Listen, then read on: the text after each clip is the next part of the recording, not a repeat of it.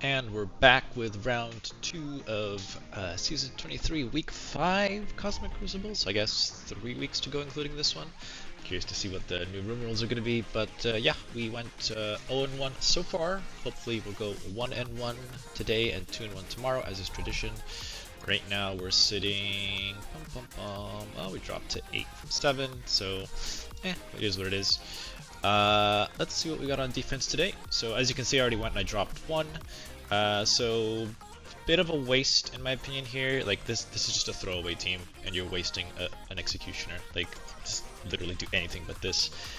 Then we have a Nihilist with Symbiote 6, no Thanos, which makes sacking easier. Then we have Exalted Blue Marvel. This one I was a little bit worried about, but figured out what to do. So you'll see that one there. And then I even misplayed it, so it could have gone a little bit south, but I feel like with proper ISO setup and targeting, this is fairly safe, assuming your team is big enough to survive. New Mutants with Shaw, Starjammers, and then Accursed with Mephisto, without Juggernaut, which is a weird choice because he's really good for cleansing a lot of what you're going to do, and also giving Mephisto speed bar if you somehow forget that, because he's a protector. So a bit of an odd choice if you're going to do Accursed on defense. But yeah, let's get into the attacks. So starting with stage 1, so yeah, this I don't really understand what the point of this room is, because a lot of things can probably kill this. I guess sure, if you underestimate a 5-diamond executioner and let him take a turn somehow, then yeah, that's probably a mistake. But also if you let him take a turn, you've done something really weird. Yeah, I kind of overkilled this because I didn't really have a good spot for Odin. So what we do is we just do all strikers on everyone except Odin, because you're guaranteed the assists, so we just blow this executioner up effectively. Didn't touch him here, I just figured I'd start softening up other characters. I also didn't want to hit him just yet because I wanted to keep my offense up, because now I get to kill him without triggering him, because he's going to get hit with offense up, and the passive is not going to trigger until the assists are done, so he just dies. And, you know, at this point, it's already over. So, yeah, a bit of an odd team that doesn't stop speed bar or speed stat or anything. There's no real threat other than Executioner, and you can just control him. So, yeah, I'll take a free room, I guess. Okay, so stage 2. So today we sacked this properly, and there is some nuance to who you choose to go in with. Especially because there's no Thanos here, so this sack can actually go long, and ideally you want all the symbiotes to take a turn without a Nihilist taking a turn. So the way that you kind of guarantee that, sort of, is by not bringing Rachel. So without Rachel, and because you're not stopping speed stat, you can see the turn order here, all of the symbiotes are going to go first, then it says these two characters are going to go ahead of a Nihilist, but this null is about to ultimate and slow my entire team, so none of my team are going to take a turn. Because you're going to see here, he does this, now I have slows on everyone, and you can see my Jean already lost her turn here. And then Quicksilver does this, kind of solos my team, like this is just a lot of damage. Then Toxin does a basic. And then you can see here, Riot is next, and then it's Annihilus. So here, technically you'd want to pause on Riot's ultimate to be safe, but also with this low health, there's no way Rachel survives, so you just don't need to pause, which is great. And he never takes a turn, so you can't see the energy, but in theory, since I died to this, it didn't tick over to his turn. You can see his speed bar is still, you know, almost there, so he doesn't get that one energy that could be problematic. And this guy is a 3-diamond Annihilus, so, you know, as you saw yesterday, that one turn does make a difference. And then we just go in with Daring Warriors. The ISO setup that I'm running so far, and I kind of like it, is Raider Eclipse, Raider on Eclipse and Daredevil. You know what? I kind of forgot what I did. So Speedball is always a striker for sure. Eclipse Raider, Jessica Jones Striker, Night Thrasher Raider, Daredevil Raider. So yeah, this is kind of the setup that guarantees safe vulnerables on a Nihilist by the time you get to him. At least with at least against Exalted, where vulnerable turn order gets weird because of Angel's bug. Here, 3 Raiders should be enough, especially because there's no Venom here either. Like, Toxin and Quicksilver are spooky, but with crits on the table, I'm just doing more damage. Now the other weird thing is here, they are very damaged despite taking 0 turns on my end. So they're just like, this is the Quicksilver thing where there's something weird with his rebalance where he's just killing his own team. Like you'll see here, they just keep taking damage. Especially now with the minions out, you're just gonna see that they're gonna just start obliterating themselves. But otherwise, we've kind of sacked most abilities, so this is not too crazy. You can see though, right? Like they're all just now in the yellow. Annihilus is ignoring it, so that's cool. I wonder if that's what's making it weird. You can't rebalance him, so it's something odd there. But yeah, you can see they're all kind of just dipping into yellow, green, and back again. But anyway, here they kind of just die to Thrasher because crits are on the table. Now the problem with killing the enemy team too fast is that you get all these little minions out, and the more of those that survive, the faster he's going to get to his next turn because he spawns more when he doesn't have equivalent allies on his side. So, you know, I'm killing a bunch of them here and keeping up on it, cool. But I think here now, he's going to do his basics. See, now he has these 4, and very soon they're going to start taunting. So now they're going to take 4. So this is 4 turns worth of speed bar. I think it's 15% each, so what is that? 60% speed bar just from these. In theory, you'll be able to see. Oh, is he not? Is he not getting speed bar? Let's see it. Oh, there it is. Yeah, okay. So, oh yeah, well, the other one had ability block because it did a basic. Yeah, so every time they special, they give him 50% speed bar. So, you know, he's just quickly gaining turns on me right now because the allies died so fast. And where's Annihilus? What's his energy at? Let's see. Yeah, see, so I have 2 turns basically before he's gonna ultimate me. So now he does his basic, cool. Luckily, Eclipse ultimate here is just gonna wipe the field. But yeah, killing allies too fast can actually be a problem. So you have to keep that in mind. But here we wipe the field. Barely don't push him. So again, this is 3 diamond. A 1 diamond Annihilus probably would have been dead by now. But since I get to do the Night Thrasher special, that pops the rod, so now we're good. Now, if these guys had still survived and taken their turns, he would have. Let's go this way instead. Yeah, I mean, I can afford 1 more turn, but you know, let's say I'd given him 1 energy. If these guys survive and take turns, they could make him go fast. So you kind of. Like here I did the special just to clear a few of these guys out, just in case. But since Speedwell's also going, that stun is not really a problem. Or sorry, these little minions aren't as big of a problem anymore.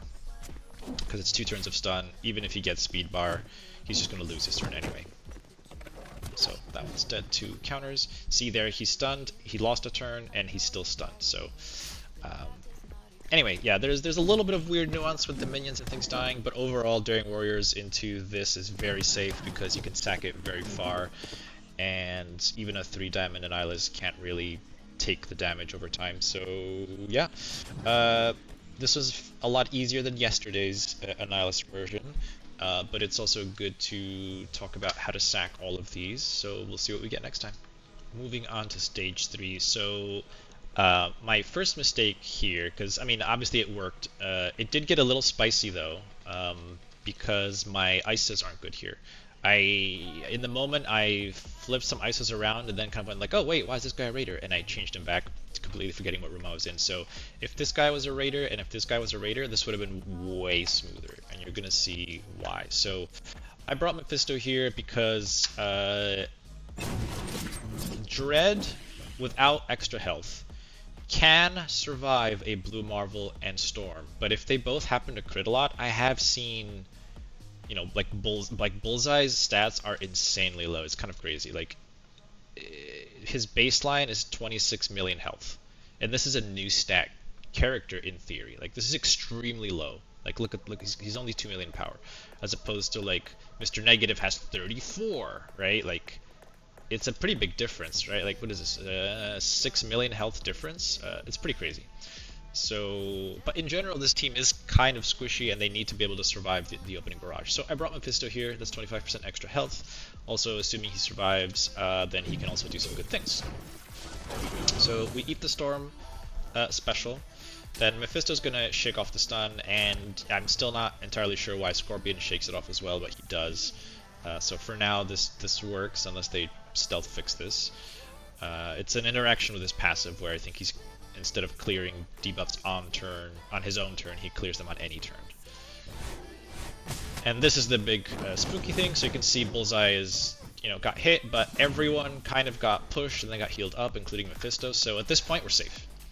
So here, I start my attacks, but I'm going to be missing a bunch of the assists, which is kind of annoying on my end. But you're forced to hit into Angel the first time. And then I kind of debated, Blue Marvel morph. This morph is 4 diamond. Yeah, so I was a little bit scared of him. So I kind of did the first hit here. It kind of sucks to do her special without any debuffs out, but whatever. And then I decided, let me just get Breaker out of the way. It's fine. So I did the Scorpion special onto him. And, here, because you're doing AoE, Angel's gonna kind of undo what I did to Morph anyway. So there's kind of really no point in me hitting Morph with that one attack. It's kind of a waste. Now this one, because I specialed on Blue Marvel, I did not ability block Angel, and that's because Mr. Negative will do that for me. And then we get to kill Blue Marvel here. So this guy having ability block is important so that Vitality falls off when he takes his turn. Now Morph does his special on my Mr. Negative. Yeah, see, that took him down to half health. The contagion on him reduces the amount of damage he did, but still feels pretty safe. Now here, I start going into Storm. However, this part sucks, and I probably should have hit into her to give her an offense down, but she decides to stun this guy. And then Breaker isn't clearing this one now, so for some reason he's actually just clearing himself. It's kind of weird. Or I guess on his turn he will clear it. So I don't really know what's going on here. But yeah, Angel goes, now he's lost his Vitality. Now, I got a little bit lucky here with targeting because that special reduces the duration of Death Proof, although it doesn't seem to have done it on her, unless she just got that back up. But this guy would have lost his Death Proofs because he has Exposed, and he's low health, so that could have been spicy. Especially because this happens. So I guess he still barely survived because his Death Proofs didn't drop. But yeah, this guy got kind of into dangerous territory. If he had died, assists would now be happening, and that would have been pretty terrible. But since we didn't die at this point, we can just start clearing them out. The targeting on this was lucky because he could have very easily died. He almost died. See the death proofs there kind of just kept him alive. But I mean, the Breaker ultimate is gonna end this anyway because it does insane damage. So yeah, I don't know that I could have lost this, but I definitely didn't play it properly and lost some efficiency. I just needed to have a better ISOs to just get all the assists and just kill people faster so that they're not taking turns. And then yeah, I could have just gotten Blue Marvel out faster.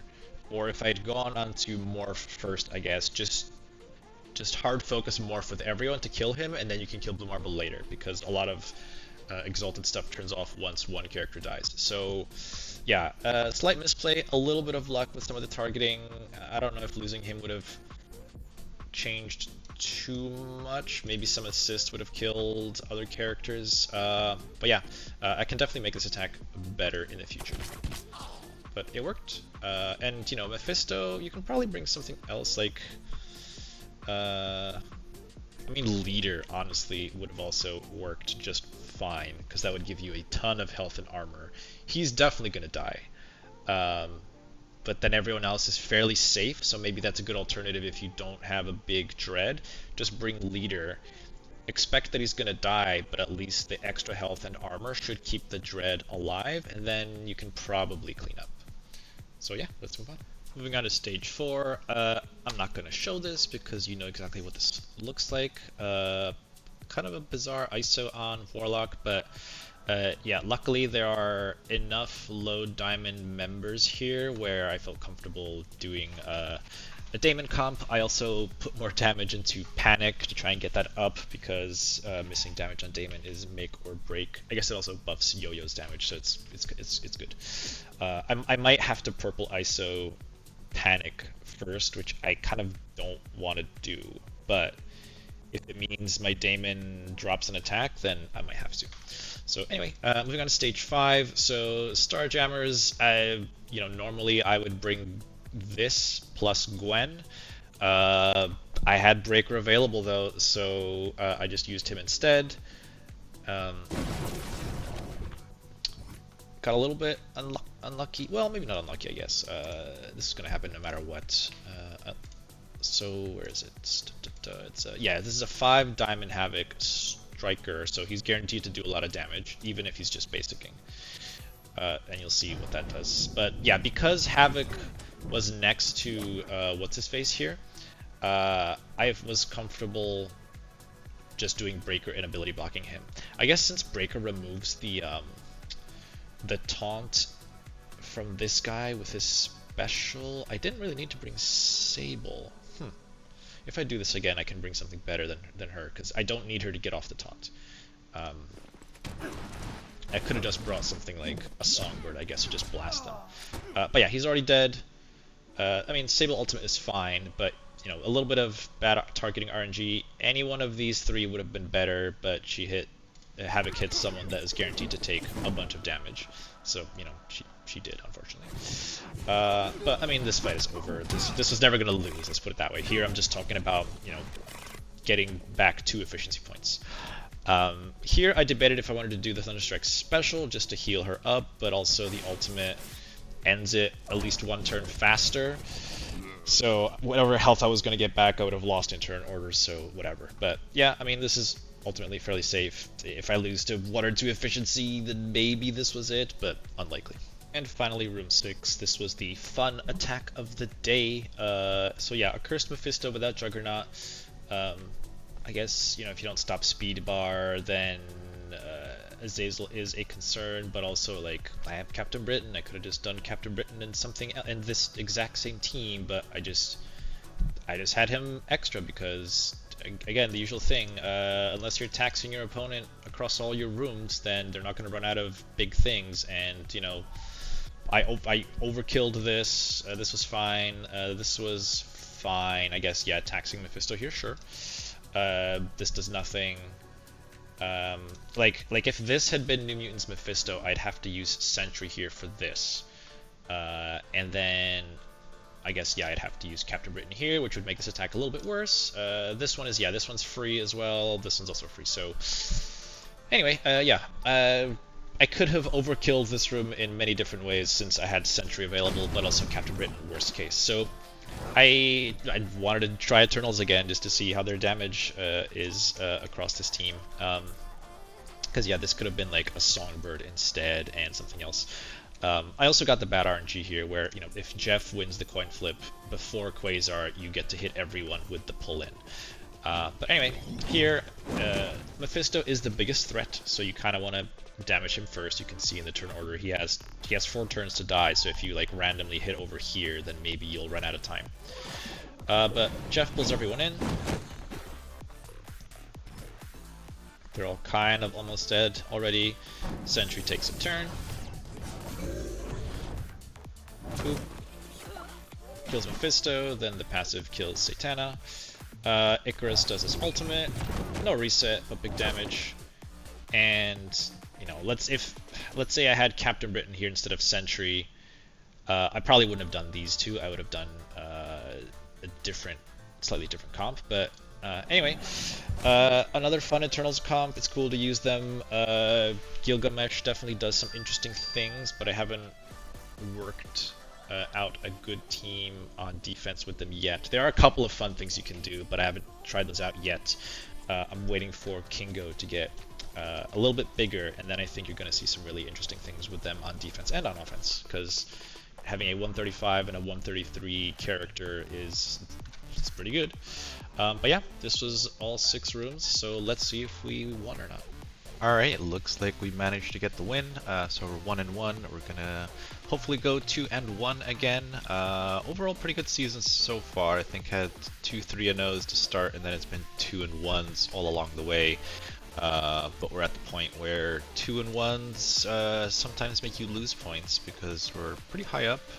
But as long as we're in the top 10, I think that's fine. Also debating if I have some fun with my defense for this round, so I have about 57 minutes to decide that. So stay tuned for the next one and see you there.